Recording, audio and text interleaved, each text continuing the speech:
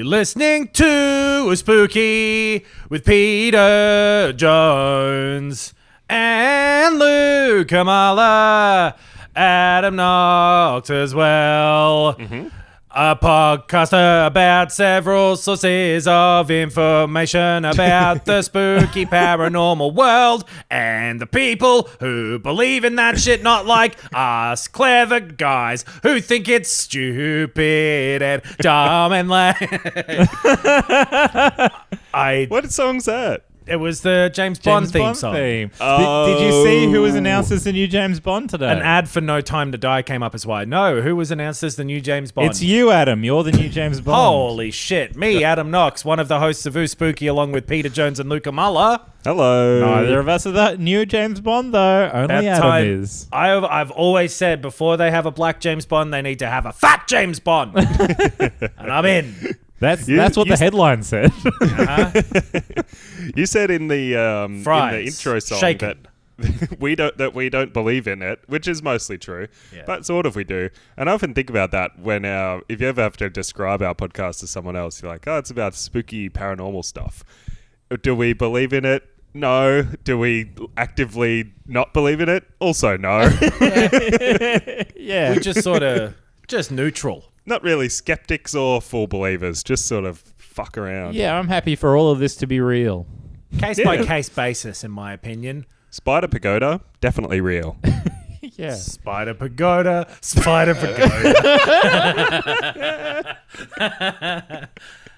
Oh, God. Remember when that was the fucking most popular joke in the world in 2007, the spider pig? Remember when a pagoda got bitten by a radioactive spider? Yeah. It's Ooh Spooky. We are done. This is the 150th episode, by the way. Congratulations to us. Hey, we are done. Happy 150, boys. Oh, yeah, happy 150. Happy 150. We're done with the book, with the Mysteries of the Unexplained. Oh, yeah, the long characters done. through to the 140s. And now we're in no man's land while we ride out the rest of this pandemic for just a few short more episodes. It can't be much longer. And, when we're back in real life, there'll be another main book. But for the meantime, we're getting spooky stories from the internet, from other books, from our email inbox at hauntedpodcastemail@gmail.com. I'm a little worried about the pandemic. I think that even after the pandemic ends, we're going to go straight into the fappening too. They've got pictures of the new James Bond online, and he's naked. Oh no! Yuck! That was me. You're the new James Bond. Mm-hmm. Sorry, I thought you would talk for longer, so I was sipping water. I thought you were going to do I didn't want to interrupt you sipping. I thought that you might. I saw Knox say something and then take a sip of water. I thought he was going to do a ventriloquism. Yeah, okay. Here we go. Glug, glug, glug, glug. Say that. You make the water sound? Boy, I sure am thirsty. Boy, I sure am thirsty. Wait, well, how about you drink some water and I'll keep the crowd going? Okay, here I go. Sure, I'll talk to the crowd. Ventriloquism is incredibly impressive, isn't it? It's so annoying that you spend years and years dedicating, trying to do stand-up, get better at jokes, stage presence, have original ideas, perspective, and then nothing is funnier than a ventriloquist. It's so funny. It's so good. It's imagine somebody talking to a monkey, but the monkey's a puppet. You spend years doing stand-up and people like you less than a ventriloquist. You're saying that's hard? You think that's hard? Try having a hand up your ass! Like me! That would just... Adam Knox on stage. The new James Bond is a puppet of Adam Knox. Whatever. This is Ooh Spooky. We've explained the intent, I guess, and Peter's got 5 stories which he is going to read. If that's not good enough for you, then go to patreon.com/Ooh Spooky for something else.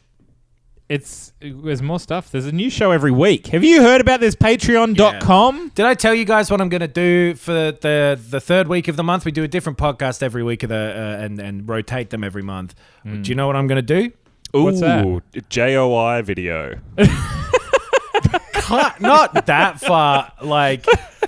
choose your own adventure. We're going to do a choose your own adventure for you guys. That is exciting. Yeah. What a little bit of a buzzy, spicy. So that's not up now, and it's not up next week, but the week after. A couple weeks away. But jump on the Patreon now because that is coming soon. That is very exciting. And so will you be at the end of my JOI video. That was a teaser trailer for a Patreon episode.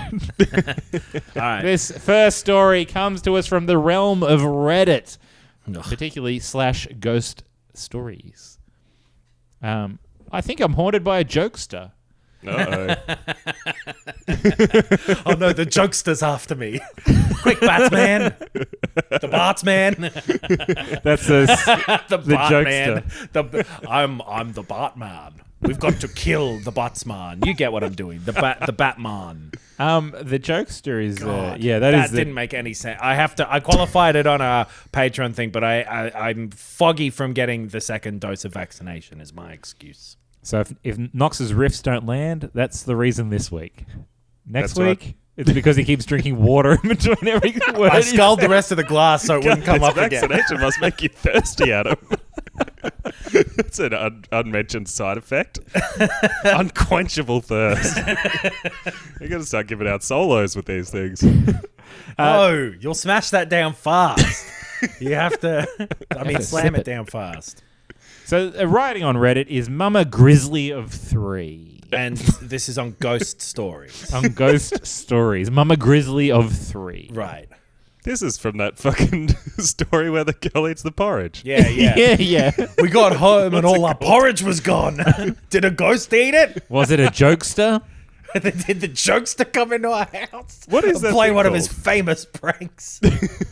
That is Goldilocks and the 3 Bears. Goldilocks. Yeah. Ever since I can remember, I have felt something with me. Oh, ghost or not, it doesn't scare me, but likes to play jokes. The jokester. The jokester.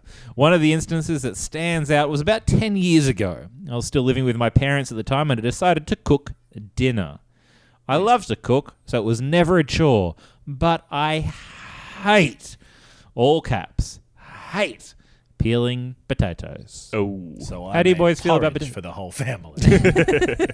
I love making sure that my bed is just right and that my child's bed is too soft. Here's the answer. If you hate peeling potatoes, simply don't.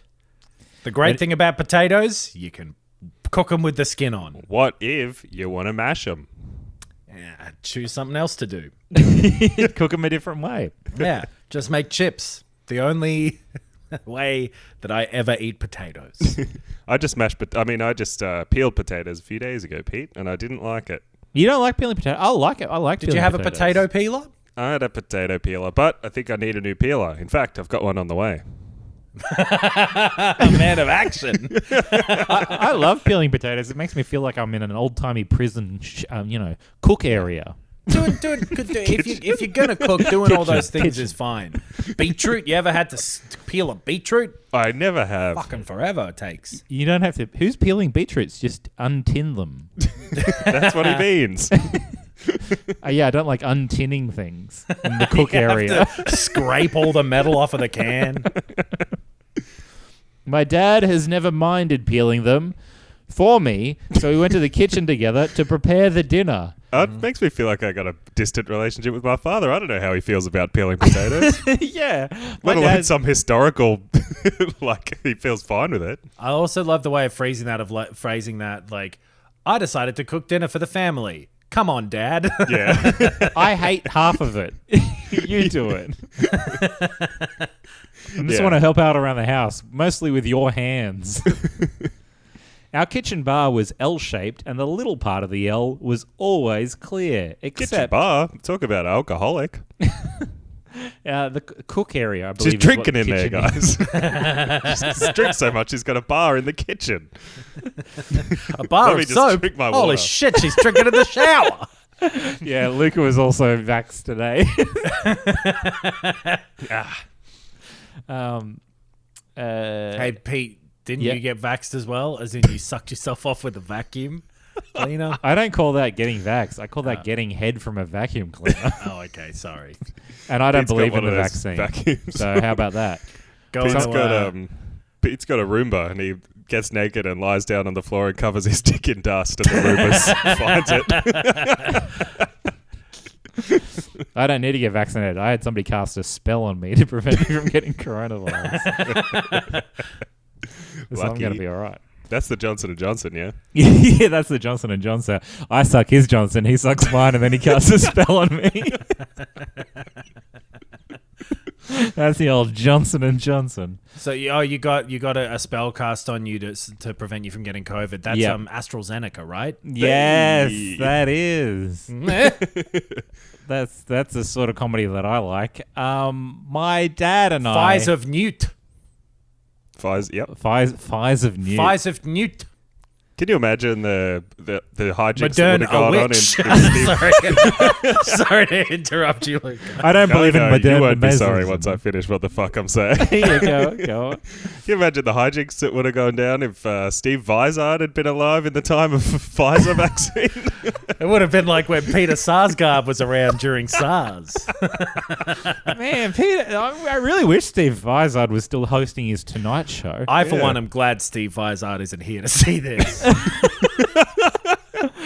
Did you ever see Steve Vizard's Tonight Show on YouTube?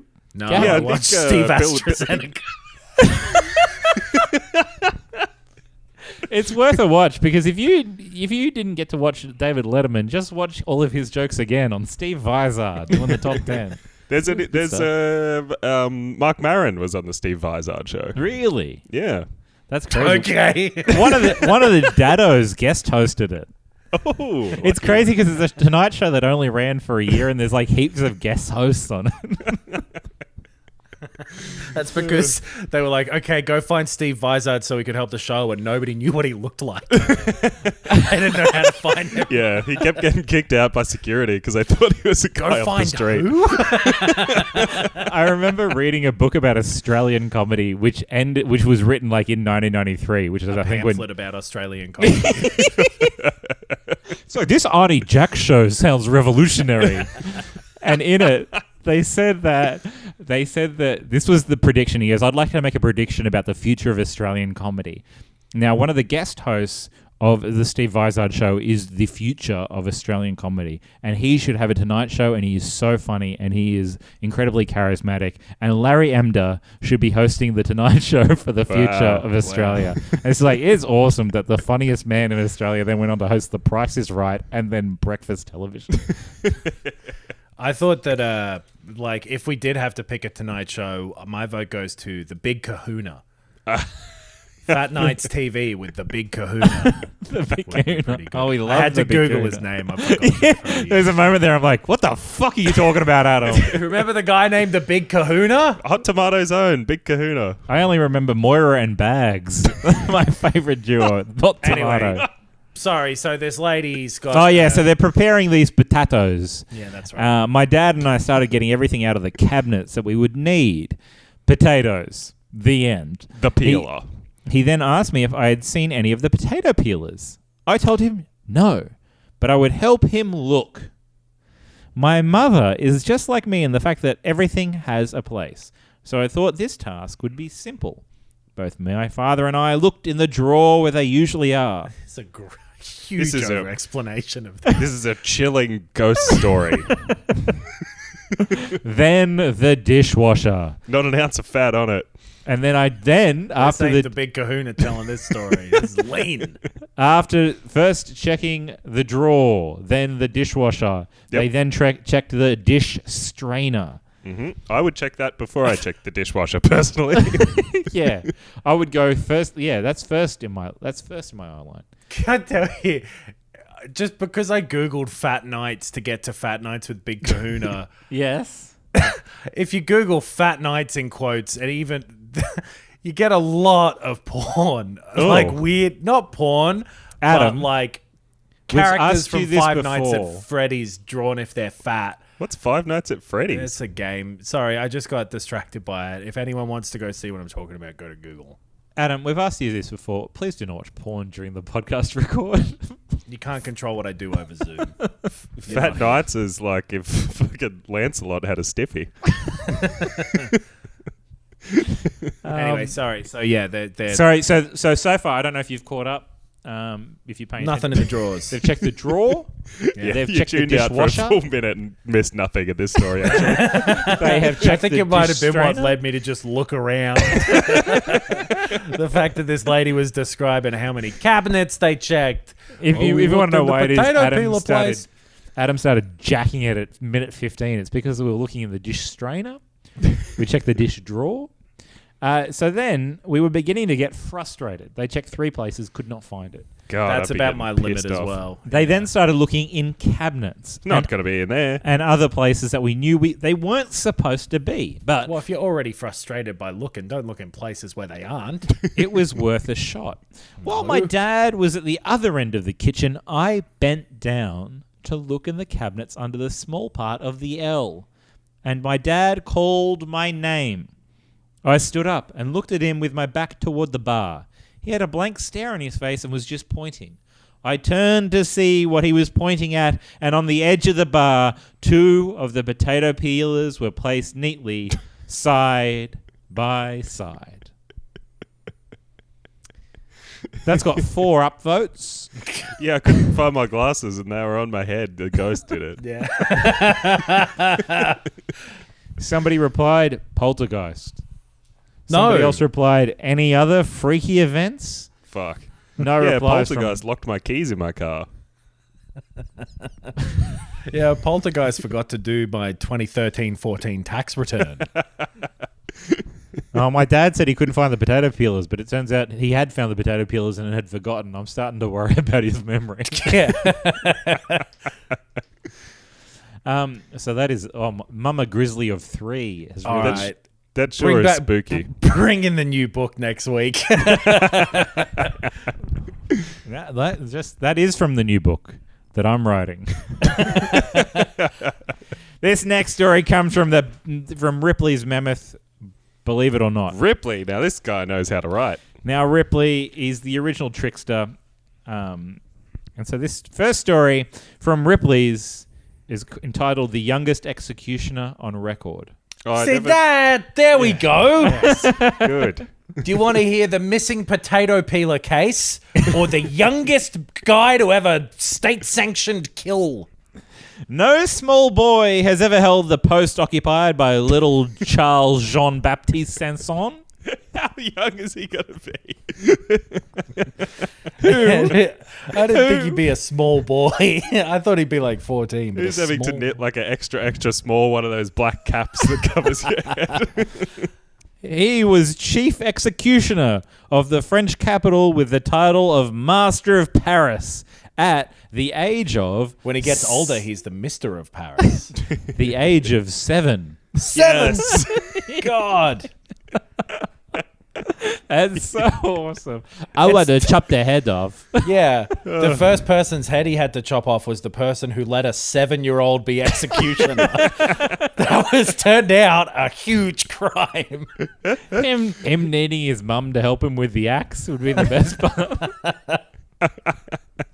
Is he doing the killing or is he doing orders? Let's find out. His father, Charles Sr., had been He must be so proud.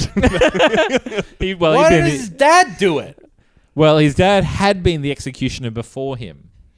The office was hereditary. Oh. Who knew that executioner was a hereditary job? Why? Man, I've been trying to break into the execution business my entire life, but it's all fucking... You got to be somebody's son. Yeah, it's all who you know to chop their head off. Not what you know. I know how to kill people so good. And they don't care. And then I kill the executioner, try and get his job, but he just gave it to his 7-year-old. Well, when Charles Sr. died in 1726, he was succeeded by his 7-year-old son. They didn't think, maybe we should change this law. Maybe it shouldn't be hereditary because a 7-year-old is here. Can get a fill-in for a while. Should there be age limits on executioners? It's like, sadly, this is the rule. It just goes to the guillotine. I really don't feel comfortable about this. He claps every time a head falls in a basket. I don't like it. It's a guillotine, not a child. You should at least be 13, is what I'm saying. That's but good. Quippishly. He's a gilla preteen. He's a gilla preteen. Who says that executioners don't have a bit of fun on this? As long as the boy was too small to wield the heavy sword, he was given an assistant named Prudhomme, who actually performed the dirty work. Yeah, right. God, so he's the executioner. That sucks so bad. Your boss is a kid and you have to do all the murdering and you get like half the money. The PTSD that Prudhomme was just definitely suffering from having to go home and be like, I didn't even get the credit. I killed so many people and that's not even... And I'm assistant executioner. Yeah. My boss made me help him draw a unicorn. The solemn-faced youngster stood by at every beheading. Solemn-faced. He's scared. He's not solemn-faced. He's afraid. He's a small boy. That little kid's so serious. Describing him like, wow, he really gets it. He's taking it in the manner it's supposed to be taken. The only person who takes this seriously is the child who's had to watch so many murders. So the solemn-faced youngster stood by at every beheading to make it legal. So it wasn't official. It wasn't a legal beheading unless the child was there. Right. This is how it works here in Paris. First of all, we make a child the executioner, but he must have an assistant, but the child must be present. Please, we're not crazy. We know he's 7. The child doesn't legally have to do the killing. He just must watch. When he attained the grand old age of 12, he dismissed his assistant. Nice. And henceforth attended to the gruesome duties with his own hands. Fuck me. Before puberty, he's like, I got this now, actually. Yeah, I can swing a claymore. So that is the story of Charles Jean-Baptiste Sanson. Well, it certainly is younger than I thought it was going to be. Yeah. He's pretty young. 7's young. 5 years he watched as another man swung the sword for him, and then he was like, you can go now, Pruds. I got this one. You know what? I'm like the Doogie Howser of executioners. I'm young, but I'm good at it. What were you doing at 7, Pete? Well, I was the assistant. I was an assistant to another one. I don't know if you can see the picture of him, but it's such a funny little drawing of a little boy. It looks like the boy out of Madeline. Yeah. Pepe. Was that him? Pepe? Yeah, Pepe the executioner.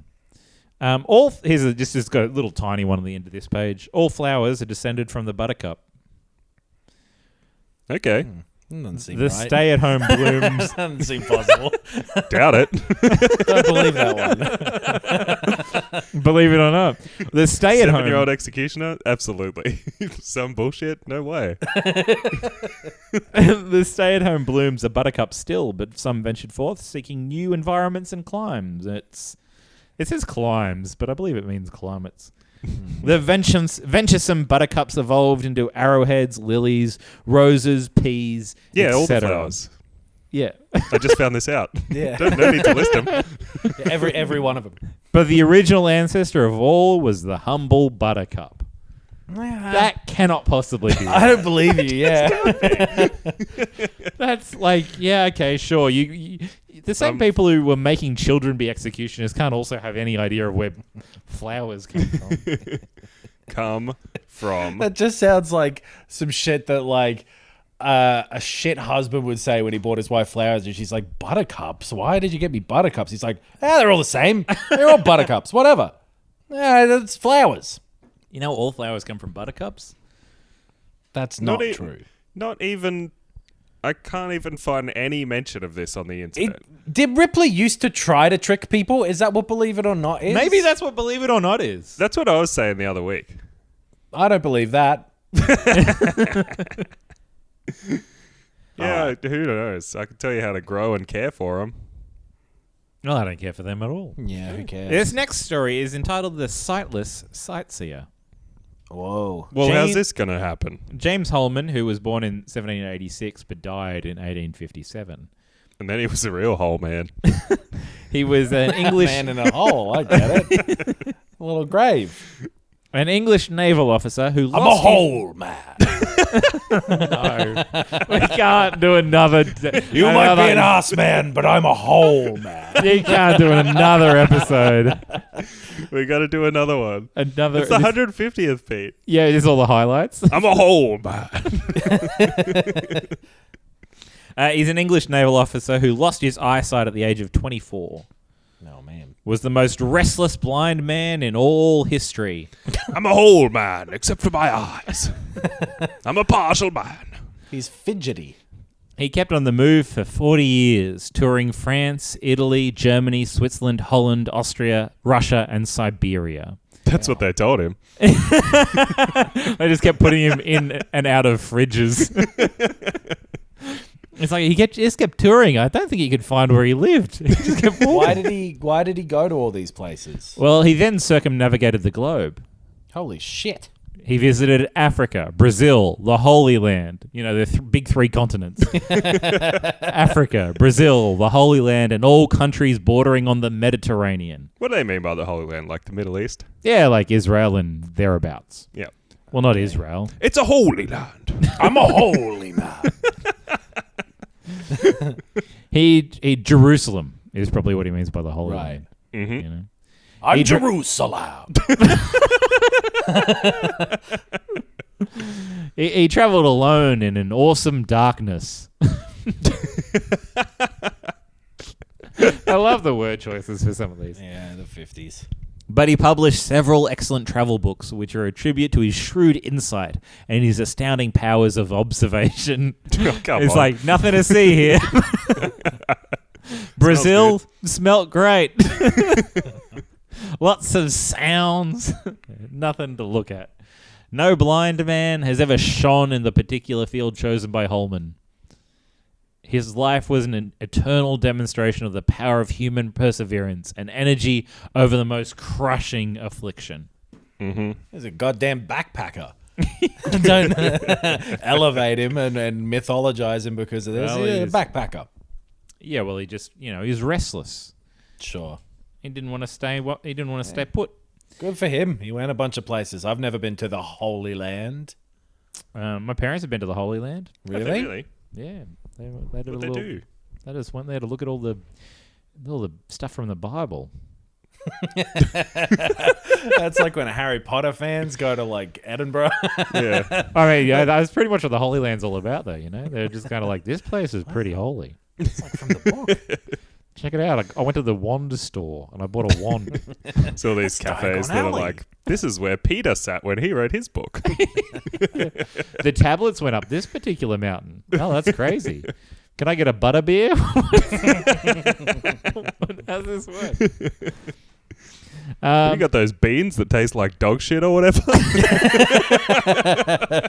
Let me get one of them live frogs that you eat.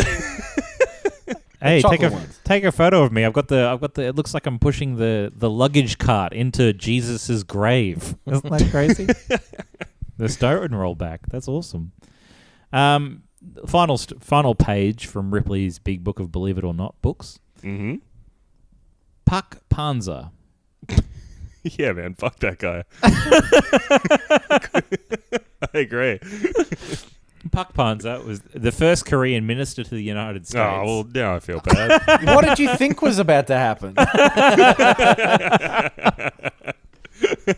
Oh, no, it's a name. No. It's a Korean man's name. Puck Panza, the first Korean minister to the United States, preferred death to a diplomatic career. He was appointed to Washington in 1888, but the prospect inspired him with such terror that he refused to leave. But how did he get the job? I guess it was just similar to that child executioner situation. Yeah, his dad did it. His dad was the zero, but he was the first. And he refused to leave till the King of Korea threatened to have him beheaded. Ooh. The USS Omaha I'll get a baby to do it. Anyone could be an executioner. You're fucked if you don't go. Yeah, there is a child executing people in the town square. unassisted at this point. He's been doing it for 5 years. I'll make it official if you don't fucking get on that plane. Or The USS boat currently. I think. Yeah, the USS Omaha was placed at his disposal, but at the sound of the ship's whistle, Park collapsed in a dead faint and had to be carried aboard. Damn, this guy's afraid of sailing. Once in Washington, his life was made miserable by school children who followed His Excellency around, gaping at his strange attire. Oh, no. I don't think it was the attire.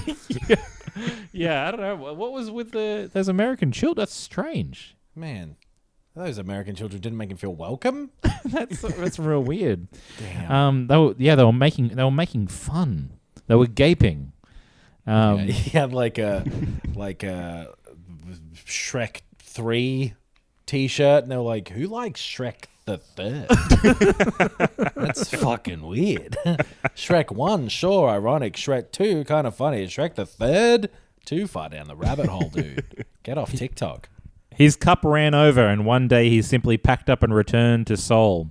Scaffold or no scaffold? Unsure as to the scaffold. What's the scaffold?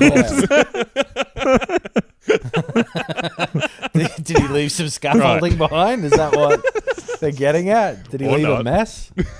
We are glad to report that he was not executed, although he spent several weeks outside of the city walls, purging his soul in humility and disgrace before King Huey, who descended to accept his resignation. Right. I reckon, here's my thing about diplomats. I reckon if they don't want to do it, you don't have to send them. Yeah. Someone else will go. Here's my thing about diplomats.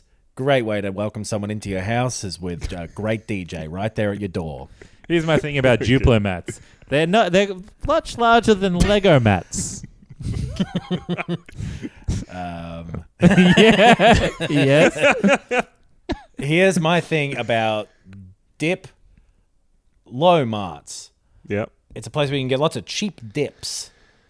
It's like a supermarket, low price dips. Yeah. At a mart.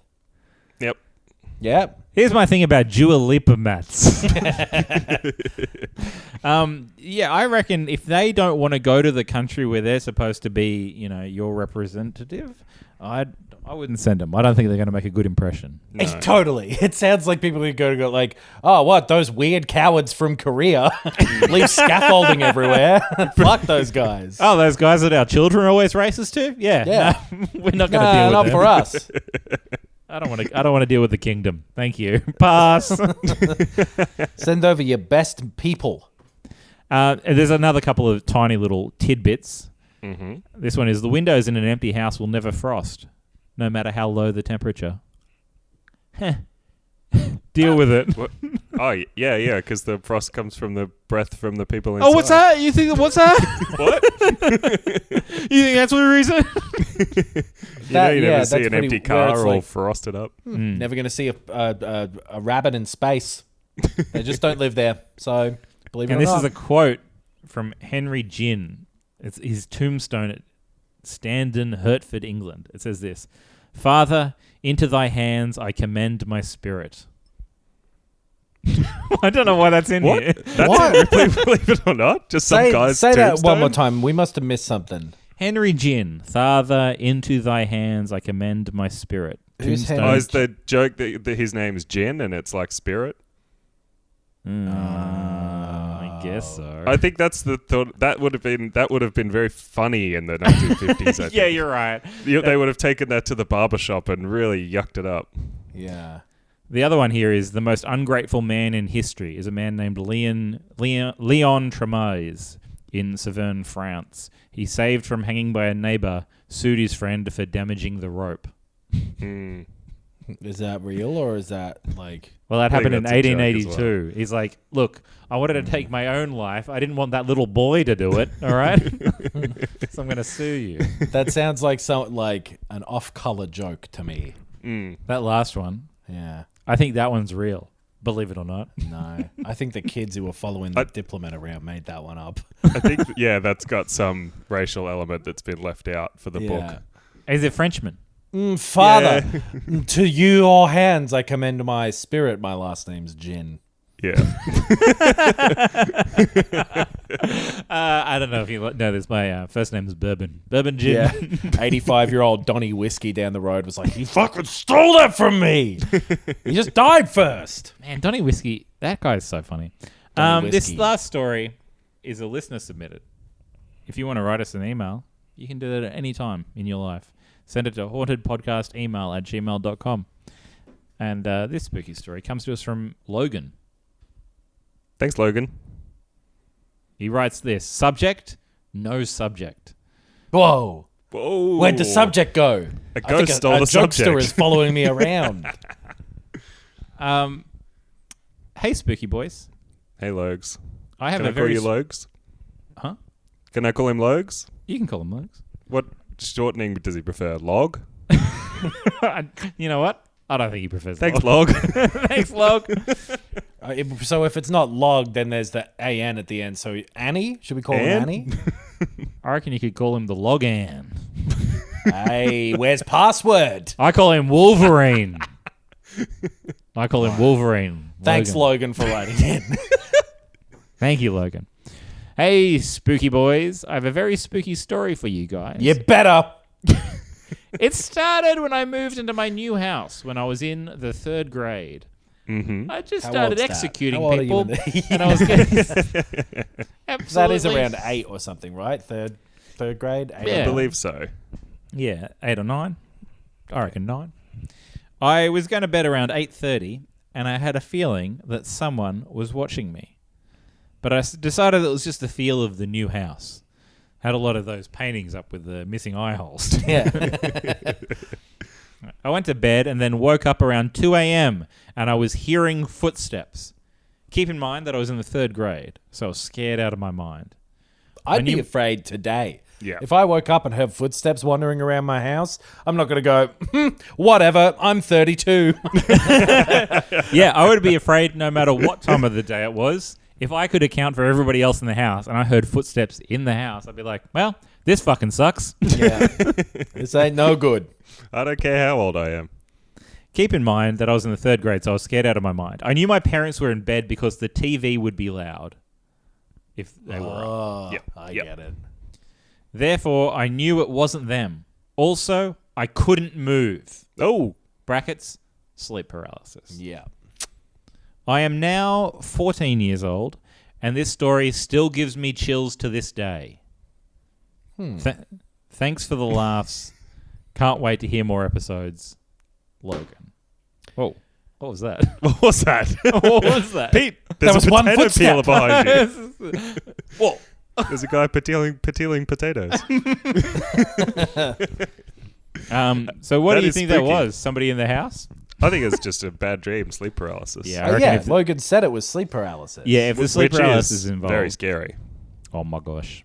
That still I don't chills me to my generally bone. have sleep paralysis with sounds or like sounds are creepy in sleep paralysis because my brain at least can make sounds seem real, but I don't get visual stuff very often from. I've never had it, and I'm grateful for that. It sounds terrifying. You're going to have it tonight. Oh, I'm having it now. I curse you to sleep paralysis. I'm 14 now. It still chills me to my bone, so I wouldn't recommend it. I'm Hugh Jackman. Is that the youngest listener to our show? That's got to be. How you going? I don't know. That's awesome. You can click that. You can hit that I'm 18 button real easy when you're a kid. Oh, yeah. You need to be Absolutely. 18 to get pocket casts? What are you talking about? No, I'm saying the opposite. What? I don't know. Are we marked as explicit? That's up to me. But Mum, can I download Podcatcher? no, I know we're that- an ACAST family. I know that there is that little executioner boy who listens to the podcast to get through the long nights. Yeah. But he's the only one I can think of. He's French. He doesn't even understand half When the he sent us references. that email saying that he could barely chop that guy's head off because he was laughing at one of our bloody riffs. He always sent messages us on Instagram. He's always like, I do not understand who Steve Vazad is, but I'm happy to hear noises rather than the ones in my head. Well, thanks, Logan, for writing in. I appreciate you, spooky boys. That does happen often as well when you like change house, move house, that sort of thing.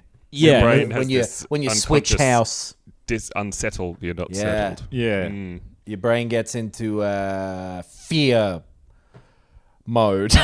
Anyway, I don't have sleep paralysis, but this will sound bad, but sometimes I do just wake up like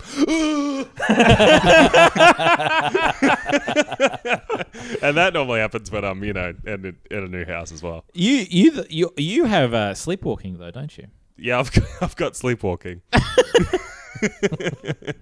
Yeah, not often, but sometimes. I'm sure I've talked about it on the pod before. Yeah. But I had a spell. God, when was that? Maybe like this time last year. I got a spell too. That's why I can't get coronavirus.